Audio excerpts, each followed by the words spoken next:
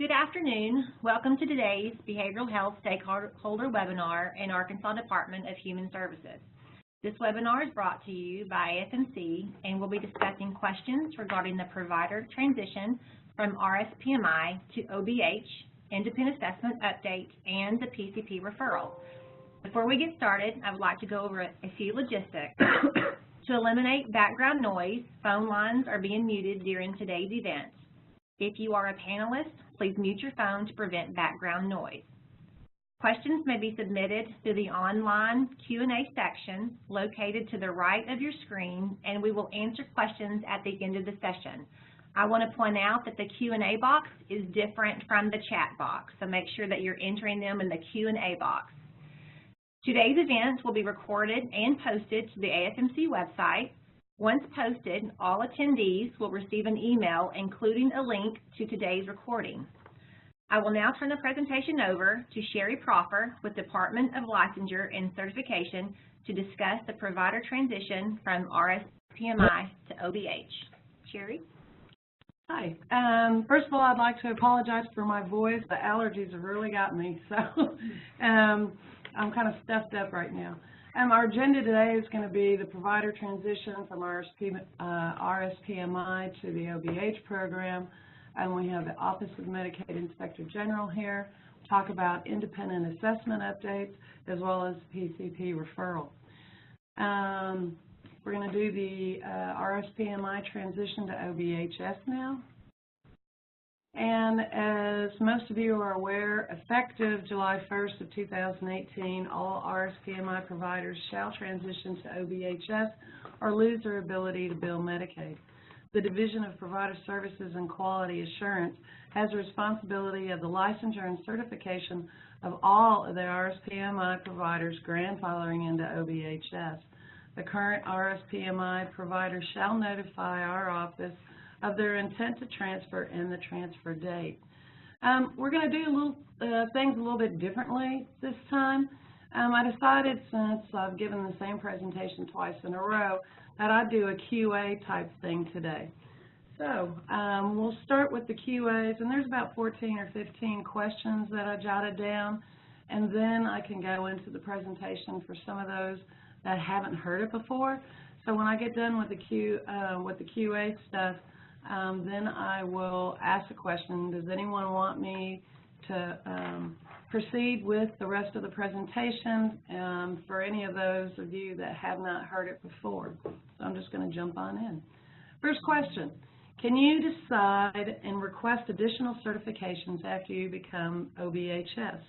The answer, yes. If you decide you want to obtain additional certifications for partial hospitalization, therapeutic level 1 or 2, acute crisis, substance abuse treatment center, or community integration, you may do so by completing the form. DIPSCO will then conduct a site visit to ensure compliance with the specific certification requirements. If approved, your certification will be mailed to you. Number 2, if you are certified by the Joint Commission, does our office certification run until the recert date? Yes. Currently, the license you will receive as a behavioral health agency will have the same expiration date as your TJC or other accreditation agency. So if your accreditation is over in, let's say, March of 19, then that's when your expiration date will be for your BHA license. Do we need to turn in a form for each site and each program we have? Yes. Our office is requesting that each site fill out a transition form. We have each site listed separately, and each licensure survey will be conducted on a site-by-site basis instead of the main program site. So in this case, individual records will need to be kept at the individually licensed and certified site instead of the main office. A lot of times what happened before is that when IOCs were conducted, they would go into the main office site. This way we're doing it this time is we're licensing and certifying each site individually. This way each site will get surveyed separately from the initial BHA, which will also survey that site. But for those of you that have like community reintegrations or acute crisis units as well, we'll survey those sites separately, and then that site will receive their own statement of deficiencies, and the statement of deficiencies will be whether or not you do have any deficient practice. So just wanted to let you all know about that. And if you have any more questions about the survey process, go ahead and we'll answer them at the end of the session. Are the substance abuse certification regs available yet? Yes, the substance abuse certification regulations can be downloaded at http://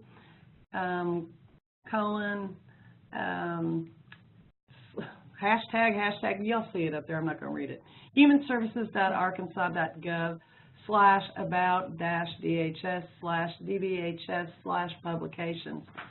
Actually, what is happening is we're using the current licensure regulations for funded and non-funded substance abuse providers.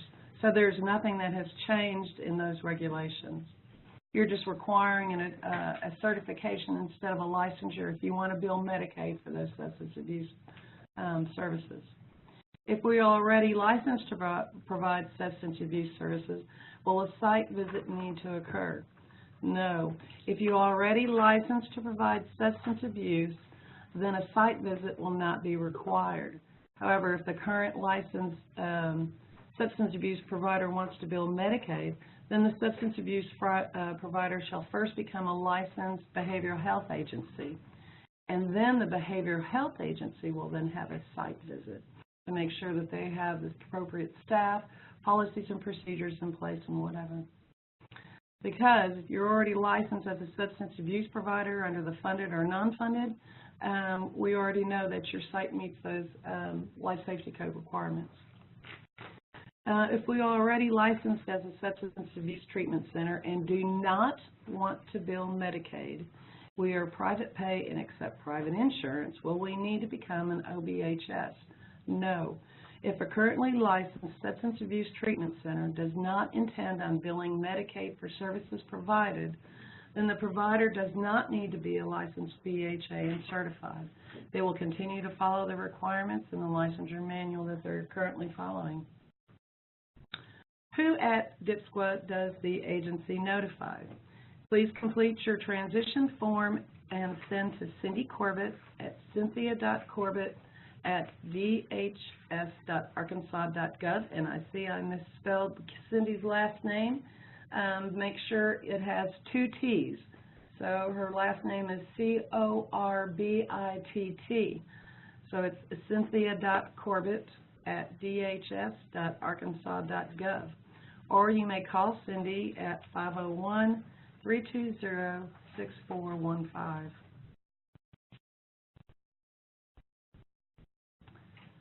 We will be an OBH program. So if we have independently licensed professional that is contractor with us, they cannot bill Medicaid, correct? Yes, that is correct. If the BHA contracts with an ILP, which is an individually licensed practitioner, the behavioral health agency bills Medicaid and then pays the contracted ILP their negotiated contracted price. The ILP is working for the BHA in this instance, not for themselves. We have several ILPs who have their offices in adjacent cities to the BHA. Can they contract with our agency to provide services and provide them at their location with the agency billing for the service, or can we open a satellite office at their location? If the ILP contracts with the BHA, the ILP may provide services at the DHS certified ILP site, because each ILP has to have their own certified office, and the BHA bills Medicaid and then pays the contracted ILP.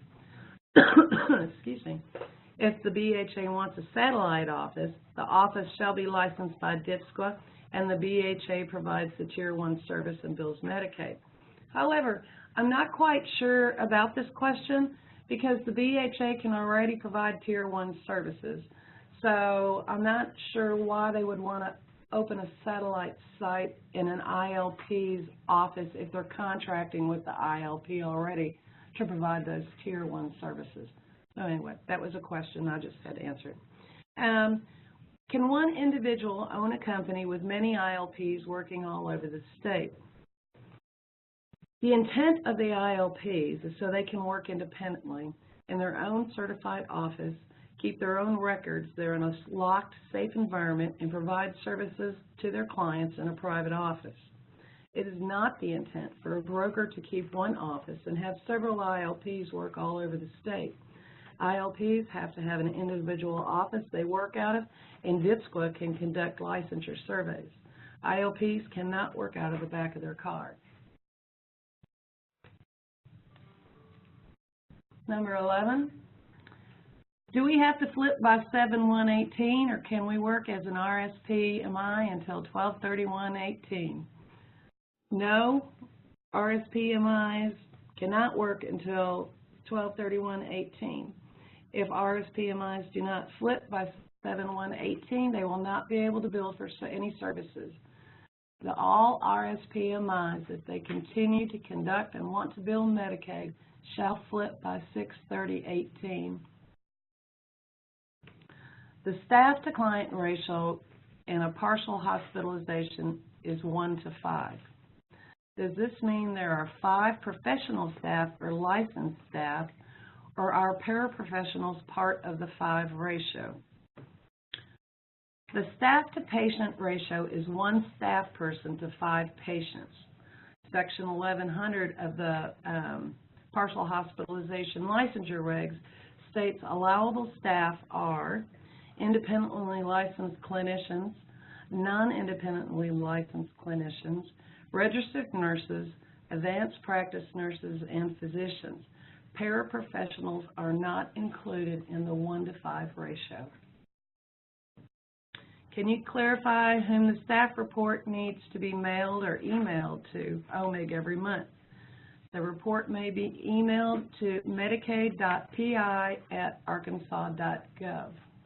And those staff reports are in your OBHS Medicaid manual, and it tells you exactly what you're supposed to turn into OMIG.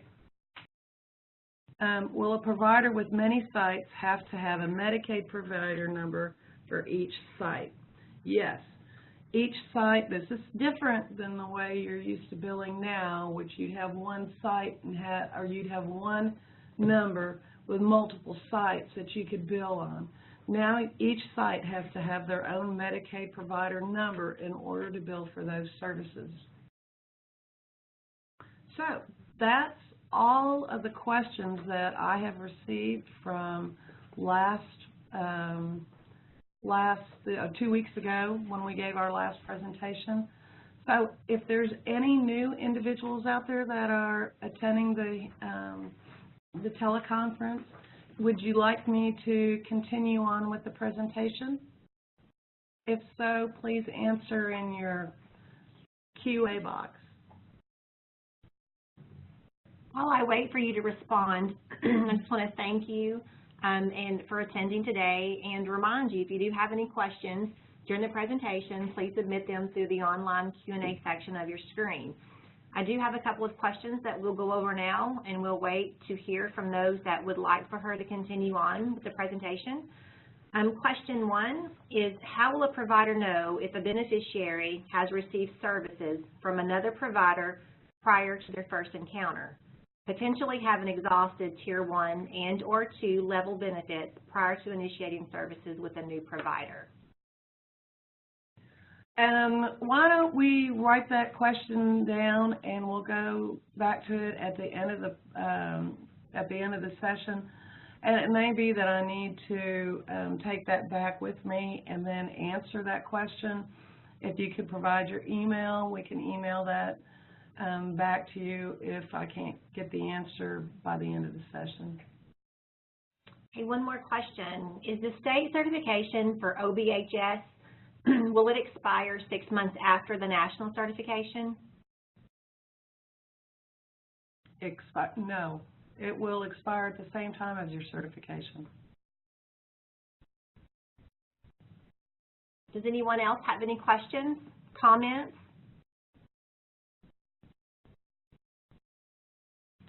Okay, thank you very much. Thank you, Sherry. So we'll move on to our next speaker. I'd like to introduce to you David Jones. He's the Clinical Services Manager with the Office of the Medicaid Inspector General. And I'll turn it over to David.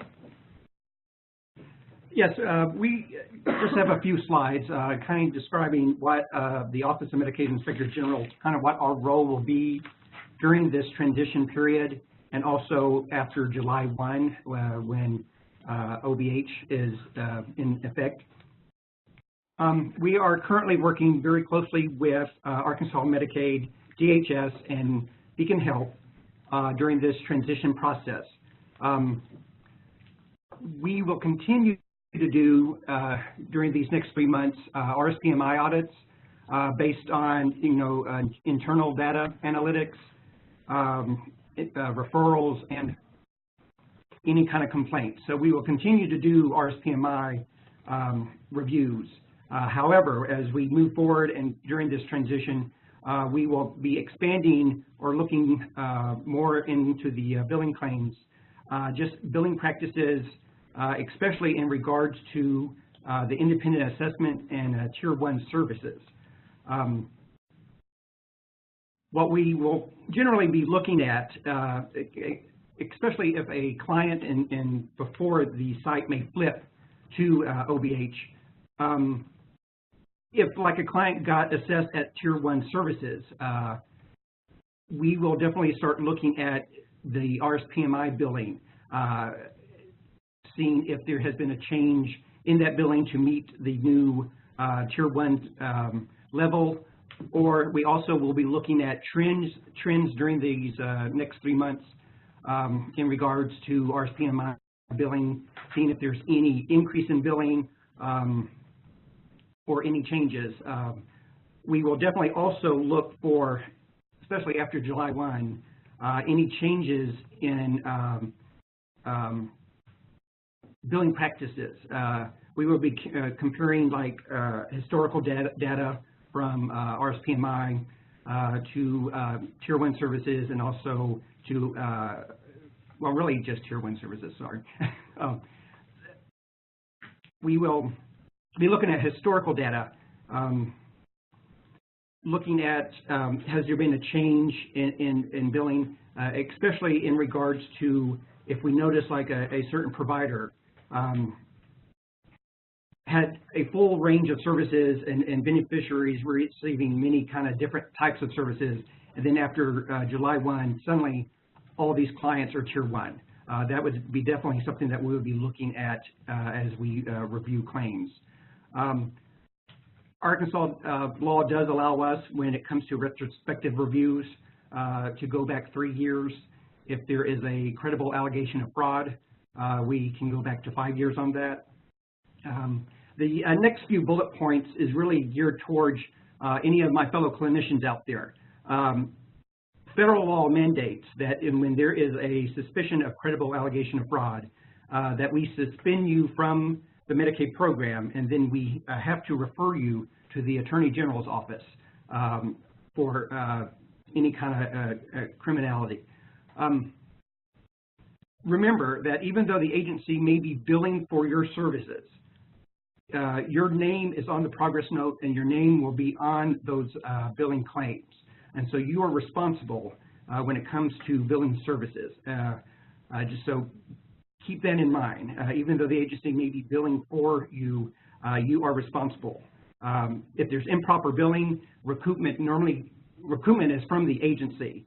But when it comes to suspected Medicaid fraud, it is the individual who is billing those services.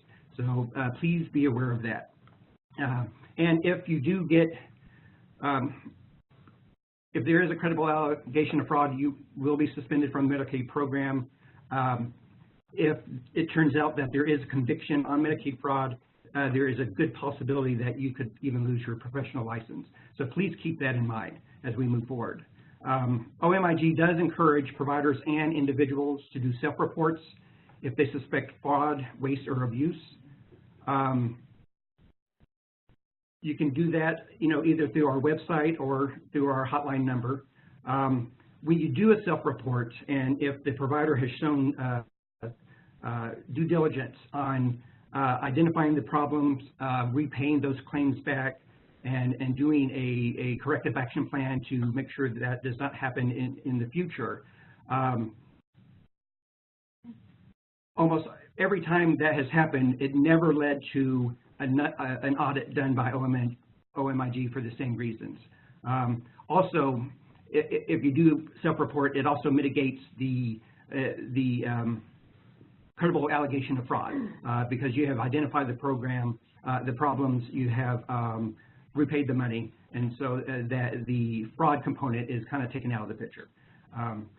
And that is basically our presentation. I don't know if Brett has anything else to say. Brett is the Director of Audits and Investigation. Yeah, I do have one thing that we didn't touch on in the slides that David and I were discussing this morning that I think everybody needs to be aware of. We realized that a lot of OBH providers will be utilizing electronic health records or electronic billing system to bill claims, or at least to document the claims in their own system. One thing that's a concern of ours is although the provider numbers for OBH will not be changing, there are some new procedure codes, some RSPMI codes will be going away. We want to make sure that we don't see any duplicative billings due to, potential problems with your EHR.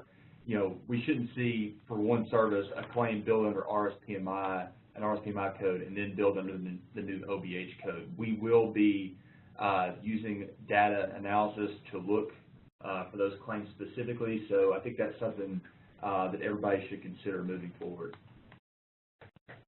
Okay, so David, we do have a few questions. Okay. Please provide more specificity on what OMEG is reviewing between RSPMI and OBHS.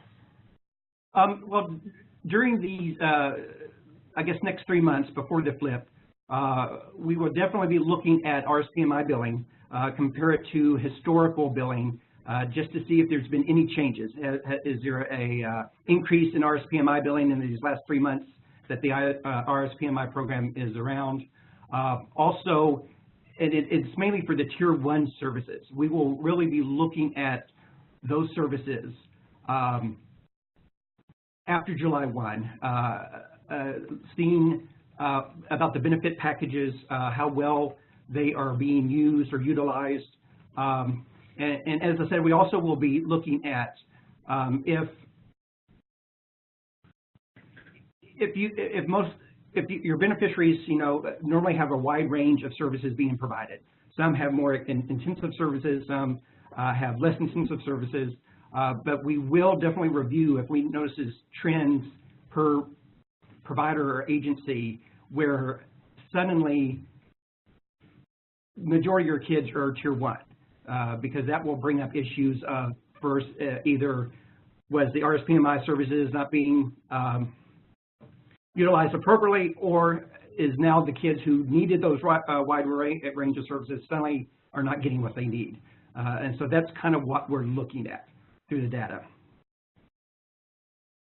Okay, thank you for that. I have one more. Will OMEG also be over the ILPs and be reviewing them as well as the BHAs?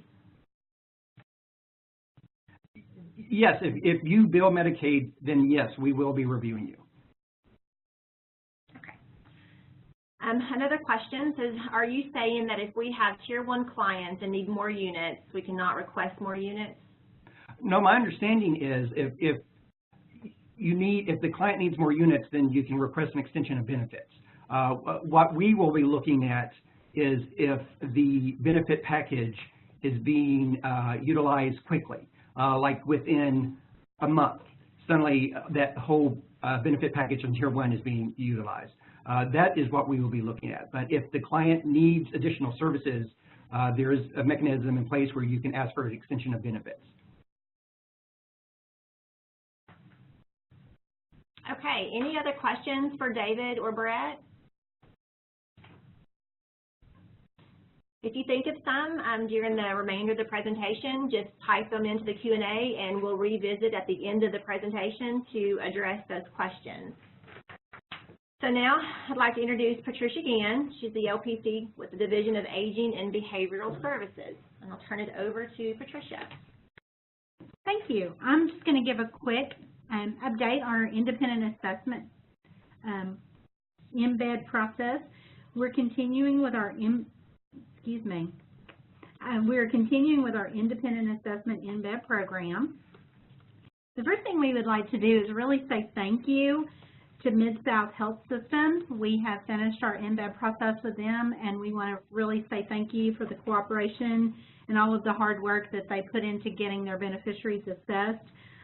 Thank you very much to Mid-South. And also we want to say thank you to Ouachita Behavioral Health and Wellness.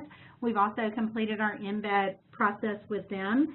And again, want to say thank you to all the staff at Ouachita for their cooperation. It was an enjoyable process. And so we've completed the first two of our embeds per our schedule. We're continuing to review our embed schedule and to make sure that all beneficiaries have an opportunity for an independent assessment. So, we're going to continue to work with everyone throughout the rest of the next, I'm thinking about 6 to 8 weeks, to ensure that every beneficiary is going to have that opportunity to be assessed and gets assessed so that we can get them into the appropriate tier before July 1st. I know this question is going to come, so I'm going to go ahead and ask it, and that way she doesn't have to read it. At this point in time, we are probably going to hit about 16,000 behavioral health independent assessments for tier determination by the end of the week, and possibly more than that.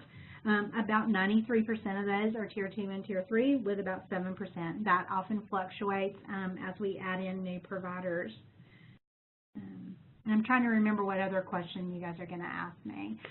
We will have over 100 assessors in the field next week, and Optum is continuing to bring on additional assessors, and there are more assessors in the pipeline that will be coming out and being deployed in the next week or two.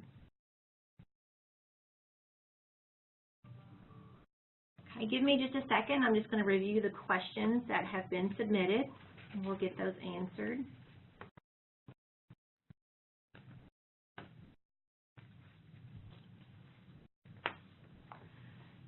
So looking at this data in Tier 1, we also take into account about Optum finishing up their assessment.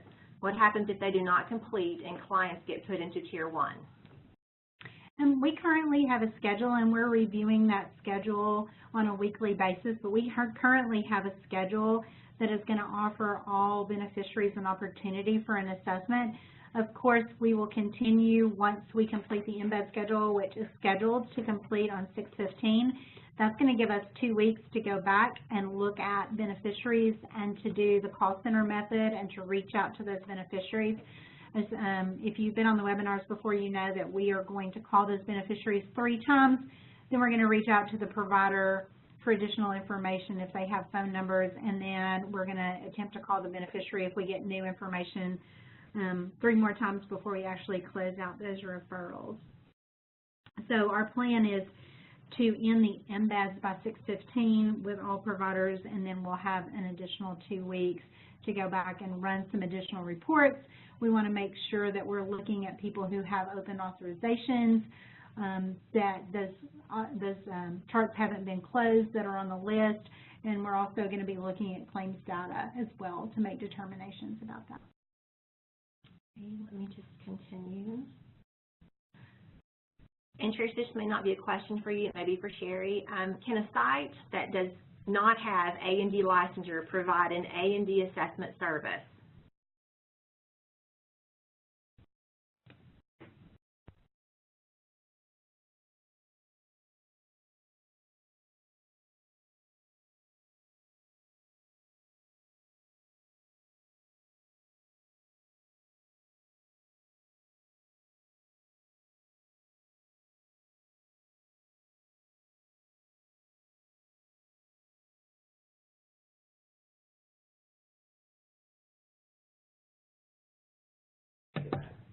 We're going to take that question back to further research, and we will follow up with you via email.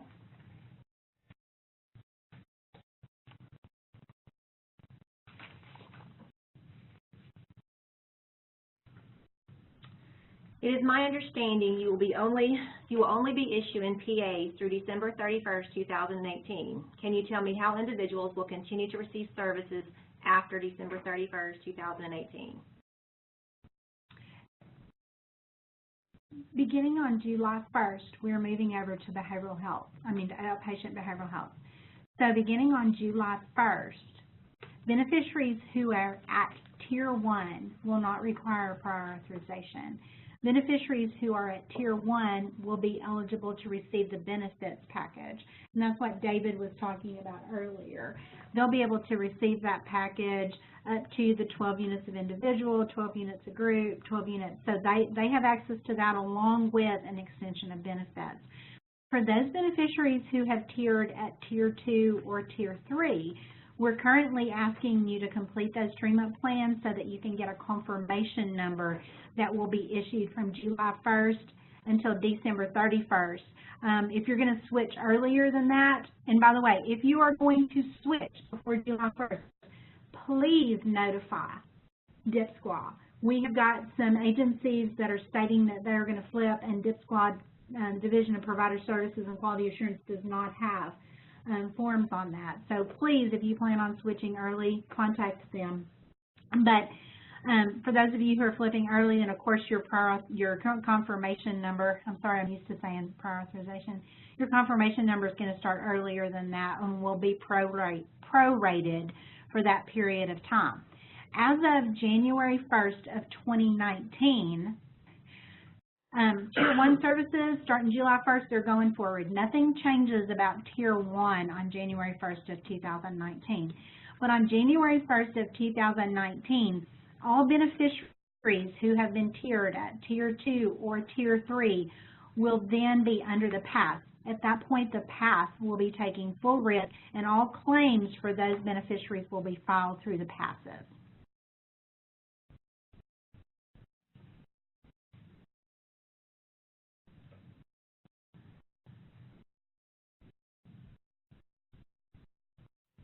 Question that I want to ask, and I desired.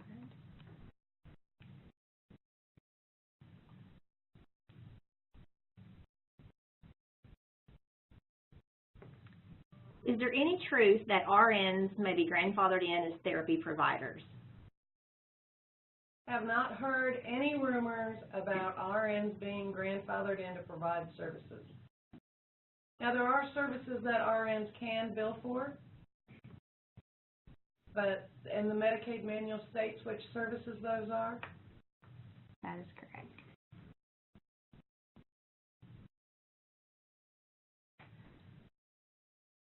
If a beneficiary is tiered 1, will they be able to join a PASS? Not if currently. Tier 1, no. No, not currently. Any other questions? If you have any other questions, please send them to the Q&A box. Yes. Okay, we're going to let Sherry Prosper go back to complete her presentation. We quit too soon. We didn't get your response. Apologize for that. Let me go back here. Okay, so we'll just jump right in.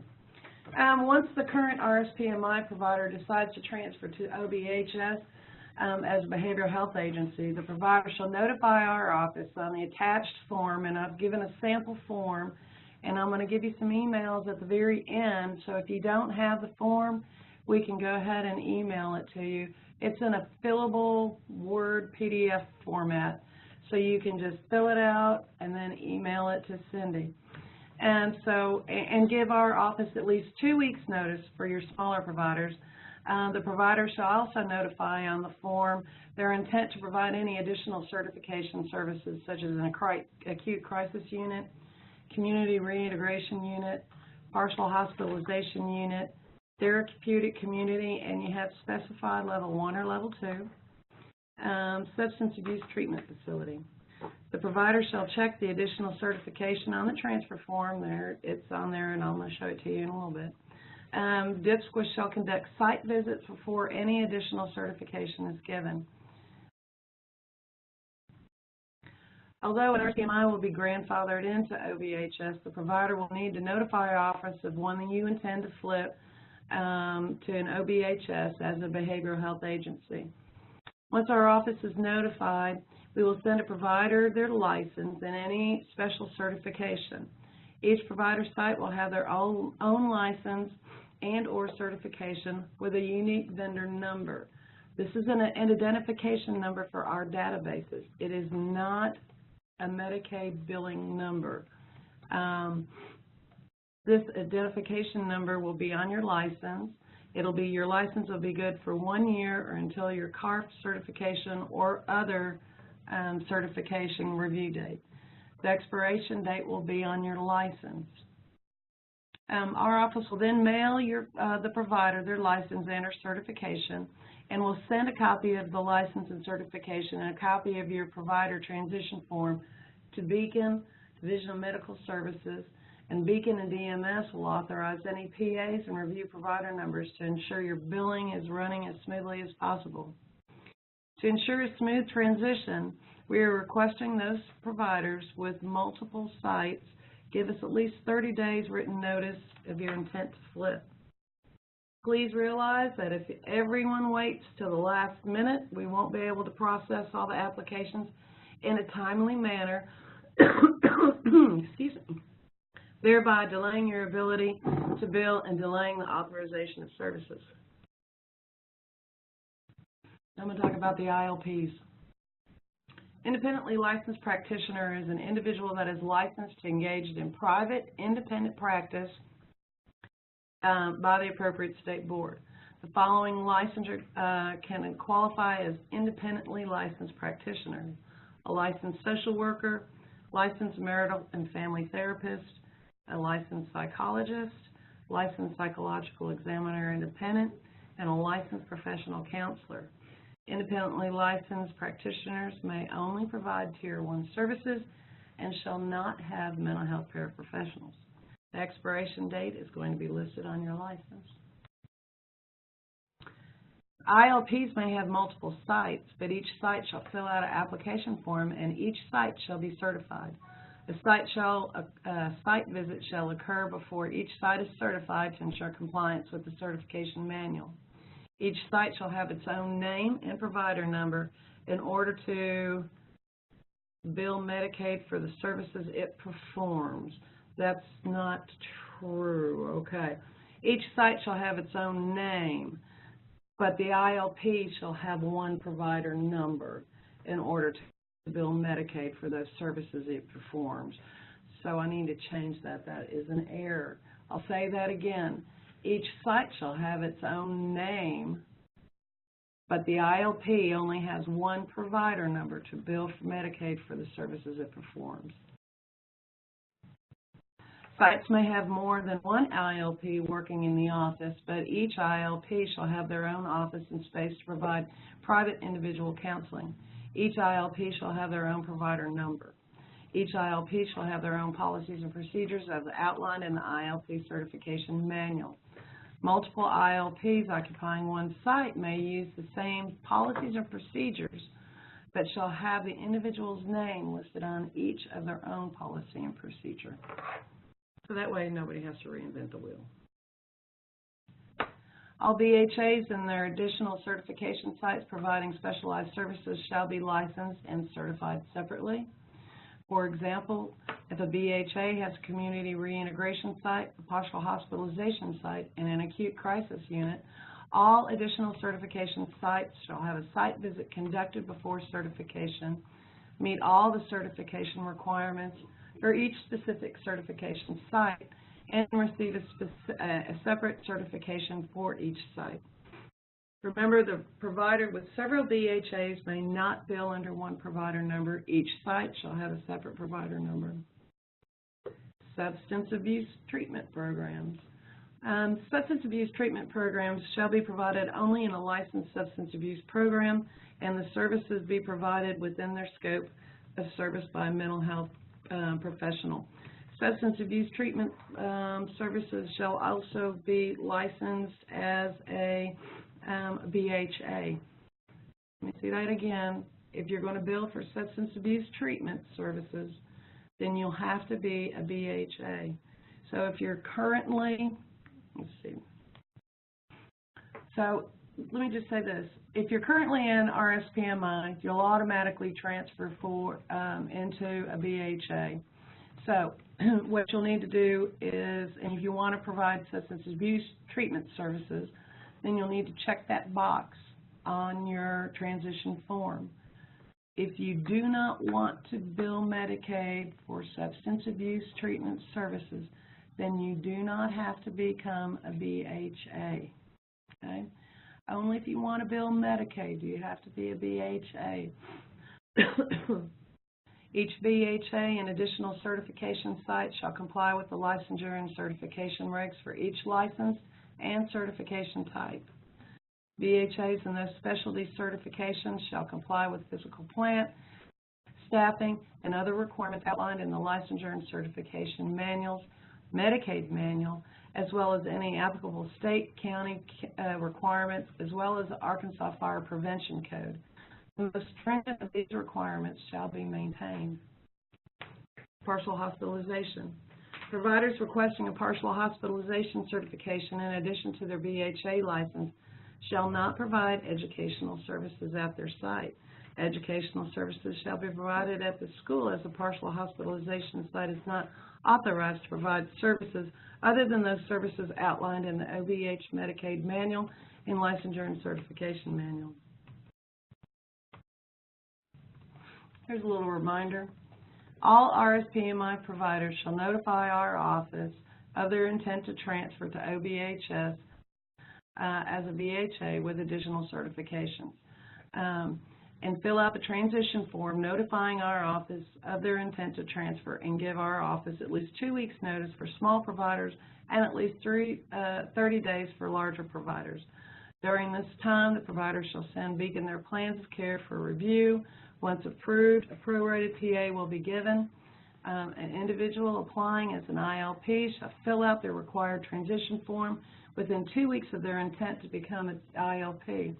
But the BHA and the ILP shall send their notification by emailing Cindy Corbett, and now this is the right email address, cynthia.corbett@dhs.arkansas.gov, or mail it to the Division of Provider Services and Quality Assurance, Post Office Box 8059, Slot 408, Little Rock, Arkansas 72204, or fax it to Cindy Corbett at 501-682-8551. Our website will soon have the form available in a fillable PDF format. In the meantime, like I said earlier, you can email us and we will get the form to you as quickly as possible. All BHAs and additional certified specialty units shall be in compliance with the administration of medications, storage of medications, documentation of medications, and this includes that little narcotic book that you're supposed to log all your narcs in and have 2 folks sign off on when you administer them, destruction of medication, and the results of PRN medication, as required by the Arkansas State Board of Nursing, the Arkansas State Board of Nursing position statements, and the Department of Health Pharmacy regulations and requirements. In addition, all BHAs and ILPs shall have appropriate policies and procedures as outlined in the designated licensure and certification manuals.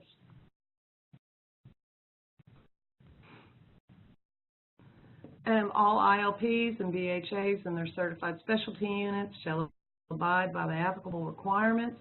Failure of the ILP or the BHA and specialty unit to follow the licensure, certification, and Medicaid manual shall result in a deficient practice.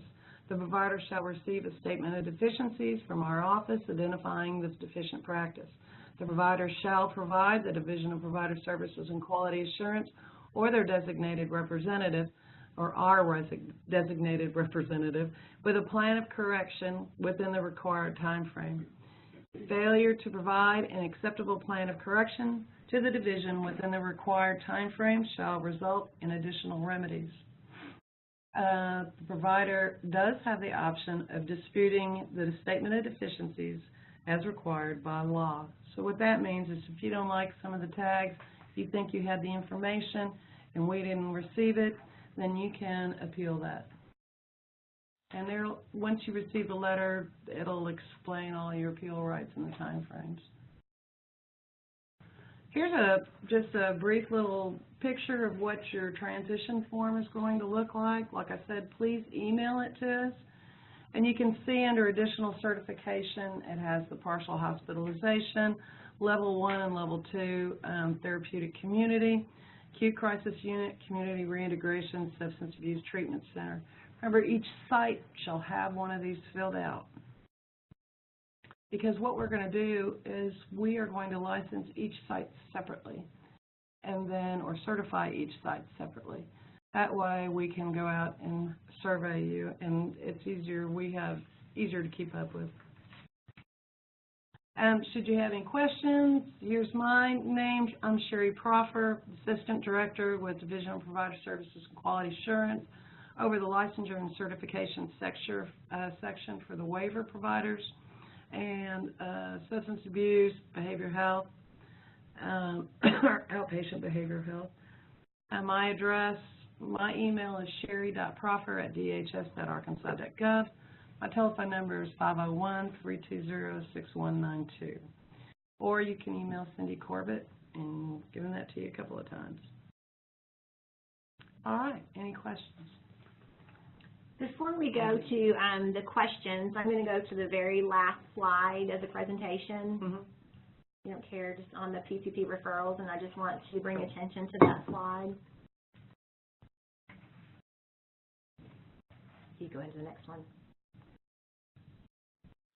So what is changing? You guys have heard pretty frequently what's going on in the OBH world, but just wanted to let you know that this piece of information will be shared with the providers around the state. The AFMC Provider Relations team is sharing this flyer with the providers around the state and just making sure that they're aware of the changes. The biggest thing that I want to bring your attention to is that last paragraph. Clients who receive a Tier 2 or Tier 3 determination will no longer need a PCP referral for behavioral health services. These clients will receive care coordination through the provider-led Arkansas Shared Savings entity known as the PASS programs. All clients who receive a Tier 1 determination and those that do not receive an independent assessment will need a PCP referral for counseling services in the OBH program. In addition to us providing statewide education during our provider visits, there's a webinar next Wednesday, two separate webinars actually, one for behavioral health providers and one for primary care providers. So I'm going to go to the questions now.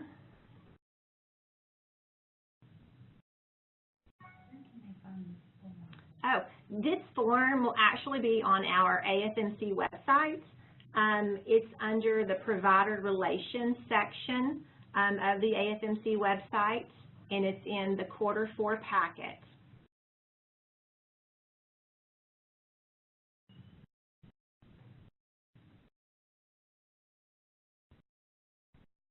Is it correct that ILPs who work for a BHA do not need to complete a certification form? That is correct. Oh, wait a minute. ILPs, if you're going to be an ILP, then you do have to have a site. Even though you're going to be contracted with a BHA, you have to have a site in case you have clients that you are going to take care of independently on your own. That's part of the certification process. But if you are solely providing services for a behavioral health agency, you don't have to become an ILP, correct? That is correct. So if you work for a behavioral health agency and you're going to provide Tier 1 services and you are one of those 5 that I listed before, you do not have to become an ILP because you are currently working for the BHA and the BHA is going to bill for those services. So only those folks that are going to be independent need to become an ILP.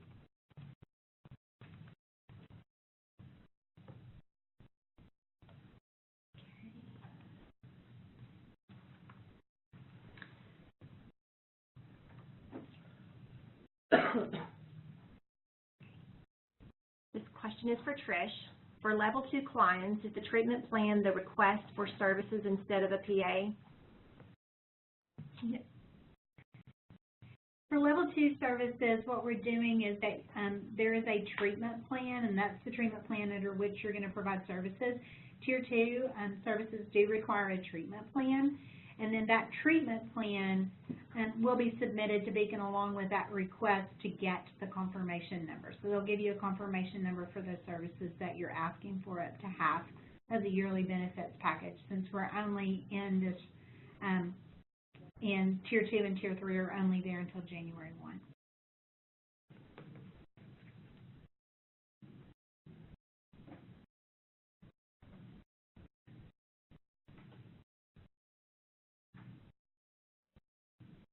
If you're not already an RSPMI provider, what do you need to do if you are wanting to become an OBH provider? Do you have to fill out the same form? Actually, why don't you email Cindy Corbett at cynthia.corbett@dhs.arkansas.gov. There is a separate form that you need to fill out to become a brand new DHS provider, OBHS provider, and she can email that form to you.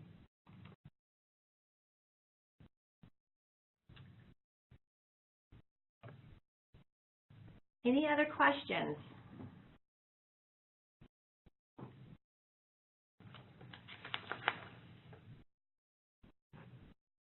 Okay, so that will conclude our webinar today. Just a reminder, once the presentation, the recording of the presentation and slides are posted, you will receive an email with a link to access that information. We appreciate you joining today.